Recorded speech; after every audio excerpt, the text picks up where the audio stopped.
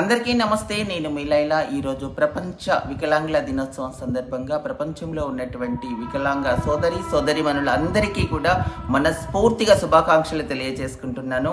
మన వికలాంగ కమ్యూనిటీ ధైర్యంతో ఎన్నో ఉన్నత శిఖరాలు అధిరోహించారు. ఇంకా మన కమ్యూనిటీ అందరూ కూడా బయటకు వచ్చి గుండె ధైర్యంతో తమ టెక్నికల్ స్కిల్స్తో అందరూ కూడా ఎన్నో రకాల ఉన్నత స్థాయిలు అధిరోహించాలని, ఎంతో గొప్ప స్థాయికి చేరుకోవాలని మనస్ఫూర్తిగా కోరుకుంటున్నాను.